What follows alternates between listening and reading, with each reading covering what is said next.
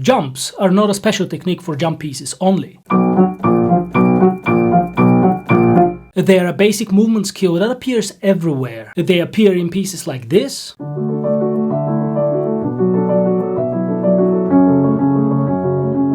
or pieces like this,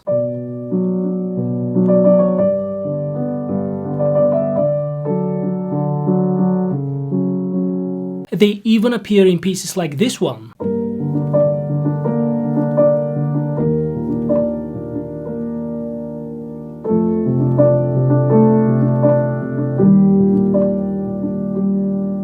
So jumps are not rare, they are not extreme, they are part of normal piano playing. And yet, most people practice jumps in a way that creates fear, hesitation, wrong notes, and lack of confidence. In today's video, we are going to talk about the biggest and most common mistake people make when practicing jumps, and one of the best solutions you can use to fix jumps and get rid of these problems at the same time. So why are jumps uncomfortable? Why do they feel scary? One of the fundamental reasons is this: you lose contact with the keyboard. You have to let go. And that's uncomfortable because we like being where we are. We're comfortable in a position we already know. So the moment you have to let go of that position, that already creates discomfort. And that discomfort makes us lose confidence, which can lead to a lot of things going wrong. The second problem is disorientation. Once you let go of the keyboard, you can lose yourself. Very often, especially when you're playing while using sheet music,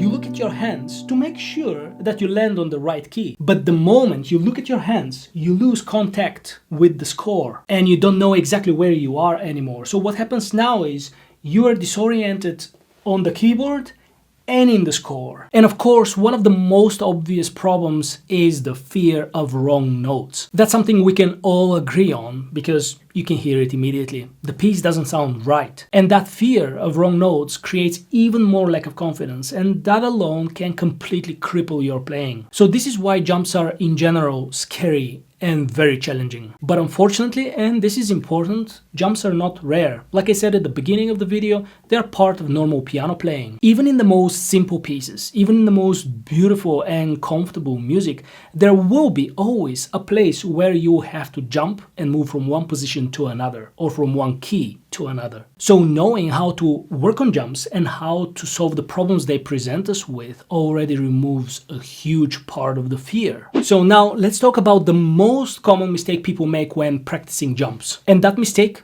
is very simple.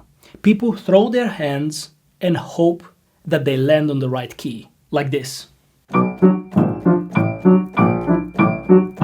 And honestly, if you don't know how to practice jumps, this is the most natural thing to do. You throw your hand and you hope that you land on the right note. But that is an awful way to approach jumps, especially in a place like this, where you have constant jumps.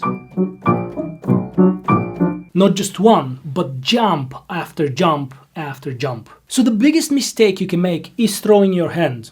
And the reason is very simple. When you do that, you're relying on luck. It's all about chance. You're hoping you land on the right note, and sometimes you do, but very often you don't. That actually reinforces all the problems we've been talking about till now. Every time you land on a wrong note, you give your brain a signal of fear, hesitation, lack of confidence. And now here comes the interesting part. The big misunderstanding is this: everyone thinks that a jump is a movement through the air, like this, moving through the air and arriving, moving through the air and arriving, moving through the air and arriving. So people think the skill is the flight, but the real skill is not the flight. The real skill is the arrival, not the movement through the air, but arriving before you actually play.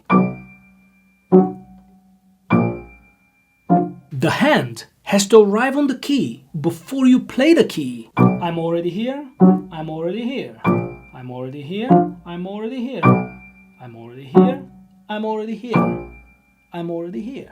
As you can see, this is the complete opposite of throwing the hand. There's no guesswork here. There is no hope, there is no luck involved. It's all about knowing where you have to be and arriving there on time. Now, this example, of course, is very extreme, and that's why I like it so much. Because if you can conquer this, you can conquer anything else. But this solution applies everywhere. It applies to pieces like this.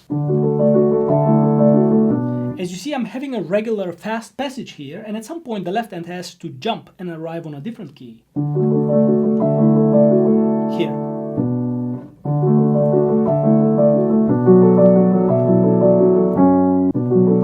Here also. It applies to very small jumps as well. For example, in this piece. If you watch my left hand, you will see that it's always arriving early.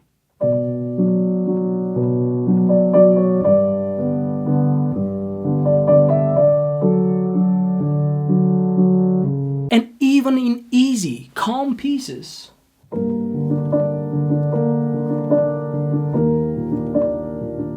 the exact same thing is happening. If you observe carefully, you'll see that both hands are already on the notes that need to be played before those notes are actually played.